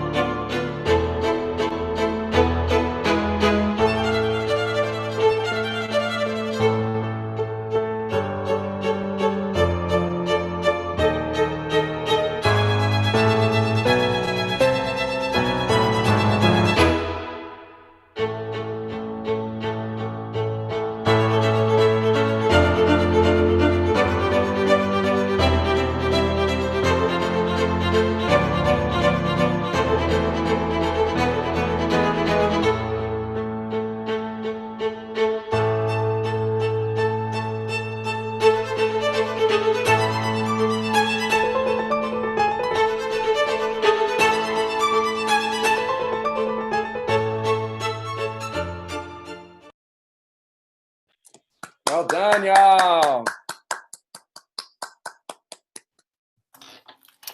Yeah. Congrats, everybody. We're going to kick off the post-show Q&A with the questions we ask at the end of each of these. If this is your first time joining us, we'll ask 3 questions, 90-ish seconds for the cast, and we'll kick it to the YouTube. So if you have thoughts on these questions, please pop in. After those 3 questions, we'll also take 2 questions from the YouTube. So if you have questions for the cast about pretty much anything, pop them in the chat at this time. That'd be super awesome. So the first question that we start these off with is for the cast, 90-ish seconds. What did you learn about the play that you didn't know before today, or before yesterday and today? I learned how little Hero speaks. Well, her life is just kind of decided with her in the room. That was a toughie.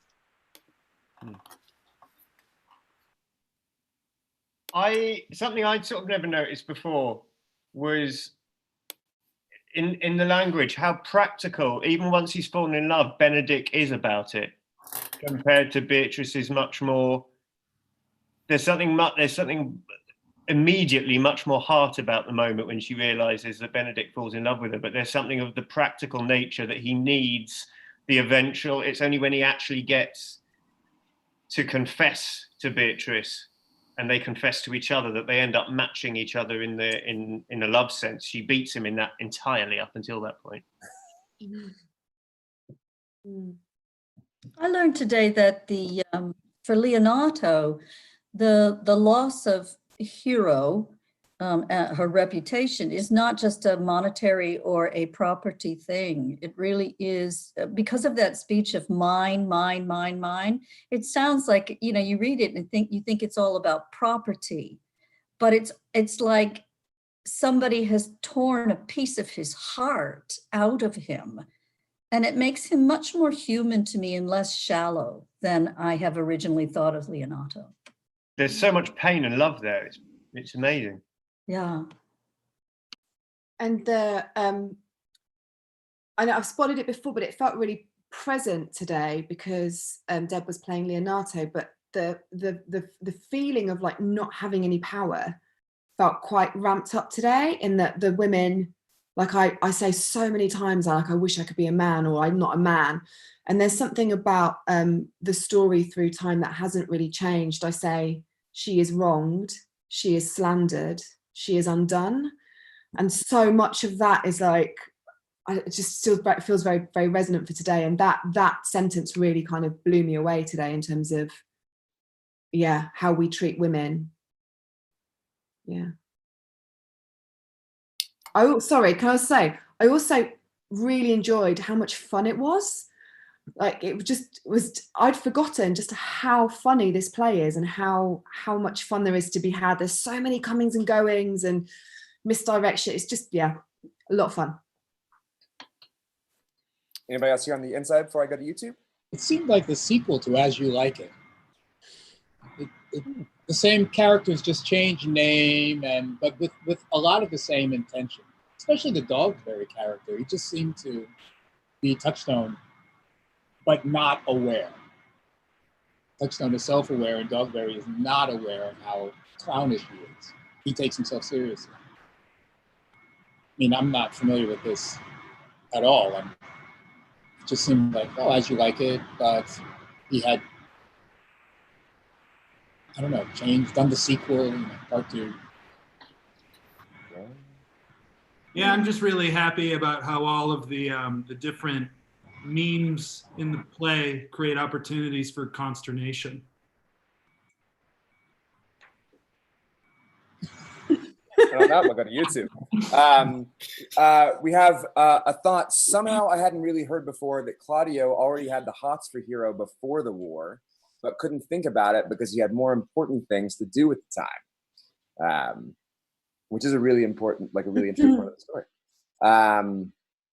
Leonato's speech was deep and harsh. Pain and love are much combined here for Leonato, for Hero, for Claudio. Lots and lots of yes, Jennies. So, yes, Jenny. I didn't realize until this performance that Don Pedro offers to marry Beatrice twice. Yes. Yeah. Yes. And it's great because Beatrice turns him down in the most Beatrice way as well.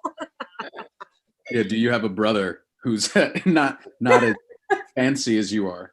I found that really interesting. Like, here's this character who's like, I'm gonna hook everybody else up, but I think like he's one of those people that in another life would have.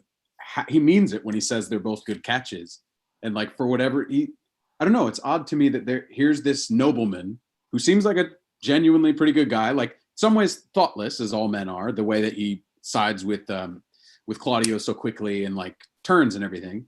But for the most part, seems like a good dude who's like, here are these lovely ladies. You guys should marry them. They're great. I'll help you out. And like, no one wants to marry this cat. Everyone's like, nah. I don't know what it's about. Cause like, yeah. Cause look at you, you know? Come on. Yeah, there's something hopping up what you were saying, Jerome, about the As You Like It resonances. There's something to Jacques and the melancholy of Don Pedro and the poeticism and that sense of like, I'm not gonna be part of your happy ending. I'm gonna just like remove myself just a little bit. Like, I'm happy for y'all, not for me. It just jumps out in terms of Jacques and Don Pedro. There's something there that's like cool. Yeah, like at the end when Drew so beautifully was like, my God, she's come back to life. My only reaction was, fucking ghosts. Like, I gotta be out. I don't want any part of this happy ending play. I'm trying to be out. I'm too brown to be here. I can't be fucking with ghosts. Speaking of jumping out, that brings us to our second question. What images, phrases, images, word, or words jumped out at you today? I will do 90-ish, just like last time, 90-ish seconds for the cast, and then we'll pop it to YouTube. Smoking a musty room.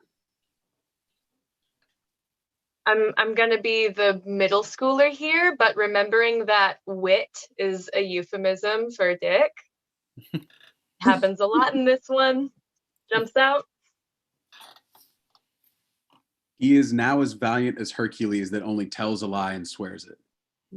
It was like a nugget. You know, in the comedies, he always has those beautiful nuggets, and I heard that one and was like, that's not funny.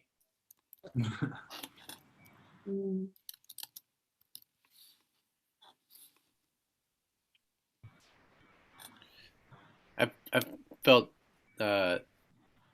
saying in this current moment, if I had my liberty, I would do my liking. That jumped out at me in terms of like, if I could do what I want, I wouldn't be in an attic right now.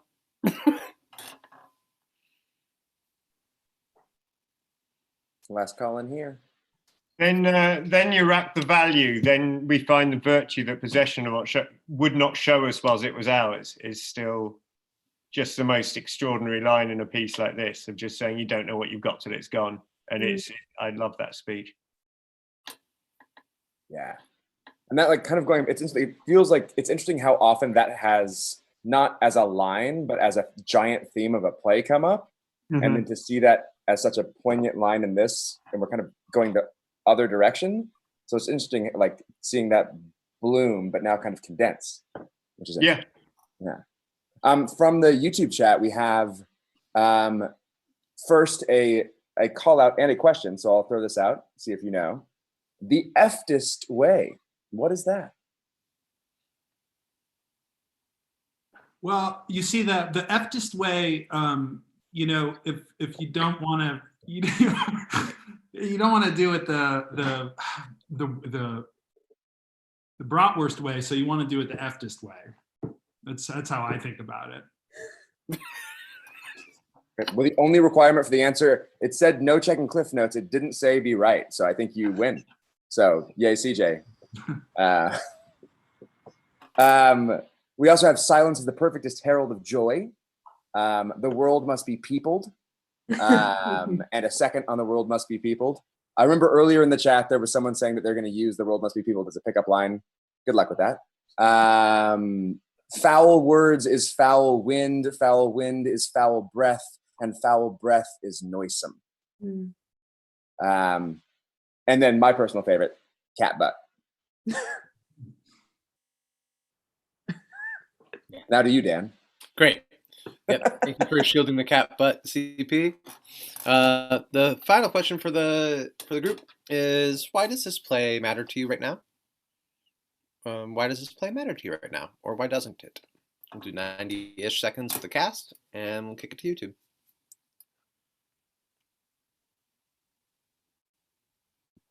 For me, it's what I was mentioning earlier on. I love being reminded of that, of look at what you've got around you.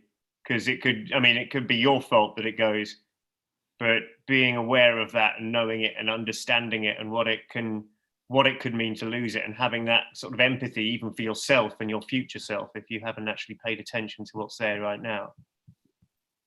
I like that. I think for me it was being a woman playing a role that's supposed to be a father. It was very hard to make that sudden switch, to not believe hero, right? But it's very interesting to me that the immediate reaction is don't believe hero, believe the prince, believe Claudio, because they're men. And a woman can't possibly be telling the truth, but in his gut, he knows that something's wrong, and yet he still vows to kill her. And he still, really, to me, that just hits home with what so many women go through. They are not believed, when they're not believed, and they are wronged in that way. Yeah, just to piggyback on that, goes back to that old saying, a lie can travel around the world before the truth gets its shoes on. And how you just take the word of the loudest megaphone without even questioning it. And in this case, and always with women. I mean, we're doing it now. Again, with Biden and this new thing.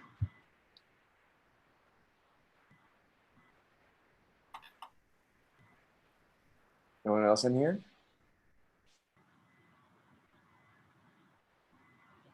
From the YouTube chat, we have, Father, as it please me, choose for myself, man or especially woman.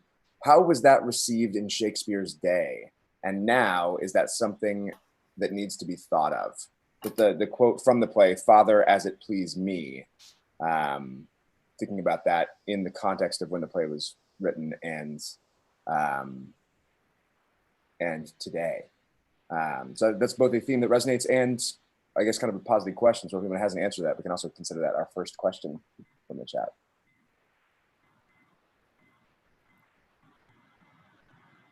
Well, I can always say that when Father, as it please me, in Shakespeare's time would be a young woman getting uppity, and saying, kind of getting out of her place where she belongs, Whereas today, I think it would be more of banter. We would think of it more as the way kids talk to their dads or something. No, I'm going to do what I want to, you know? And so does that have to be rethought? I think so. I think so. Depends on when you stage the play.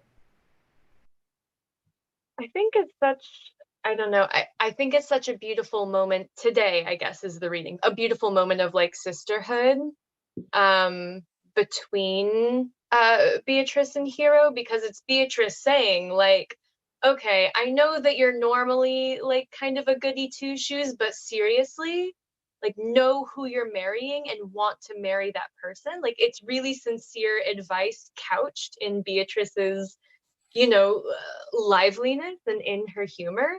And I love that. I think that it's such a beautiful reminder, and like, yes, it was probably like a joke or something like a joke in Shakespeare's time, but it was also like Beatrice is also, I don't know, I guess I'm thinking a lot about what Beatrice was in Shakespeare's time herself, because she is posited as like an attractive partner, an attractive potential partner, if not like a dangerous one, but like still one so full of mirth. And I guess I'm seeing that line that way, as one that's full of joy. And to me today, joy is choice, freedom to choose. It's like a little moment of empowerment she gifts her in that, in the only way she can find. Yeah. Well, and isn't she speaking from experience, because she's been jilted by what's his name before? And What's his name? She's saying, and I, you know, implying that I've made my choice, and you need to make sure that you make your choice for love, and don't be conned into it. There's a warning, quite a stark warning in there as well. Anybody else on that one? All right, the next next audience question is best wingman in the canon. Don Pedro? Easily. So I guess this is a yay or nay. We can all gladiator this one. Oh, wow. Okay, Dan. Now you have to give us an explanation. I'm curious to hear Alex's. I see this. If it's okay, I'm perceiving. I may be wrong. But it looks like there's a thought there. You know, I'm thinking through who could be the best wingman. I can't even make. I'm not going to make this joke. I'm going to mute. You better email it to us later, so at least we can get it. Oh, sure. Maybe in the pub. Hey, there we go. That's right. I think Benvolio is a better wingman. He's a terrible. They're dead at the end of the play, dude. You win some, you lose some. Don Pedro is a little too. For me, he's a little. He wants to be involved a little too much to be a solid wingman. I question what the winging is. Why were you putting your clothes back on when you came in on that scene, by the way? Because I had taken my jacket off because Drew no longer had his jacket on, and I was pretending to be Drew. And then when I came back with my boys, I wasn't pretending anymore. I was back to Don P.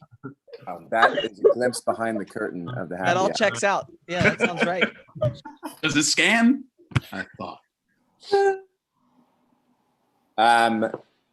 Anyone else on that one? The wingmans? Then I'm going to do two, which I hope will be quick. The first is, what do you do if someone actually accidentally says Benedict instead of Benedick? And I want this in two different scenarios. One, on stage in the play. And two, someone talking about the play who's an actor who knows the play? And they still say Benedict. Depends on the production. If you're talking about on stage, in some productions you could pull them up on it and turn it into a thing, but otherwise just keep going because most people ain't going to notice. But if you can turn it into a thing, it could be a bit of a laugh. It could be a whole little clown set.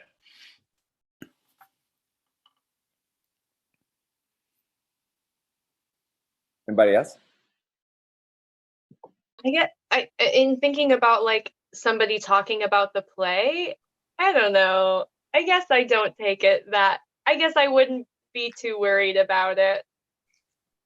I don't feel like I would like personally care enough to like correct someone just like walking around daily life. The thing that I like to do when someone says something a little wrong is just rephrase it and be like, oh yeah, I love Benedick too. And just like, that's not passive aggressive at all. I'm Texan, okay? It's in my blood. Bless your heart, Tom. I think I usually say something like, are there eggs in the play? Okay, that's passive aggressive. I guess I personally don't understand the question. Commit to the bit, TJ. Commit to the bit. Brilliant. So final question. Final question.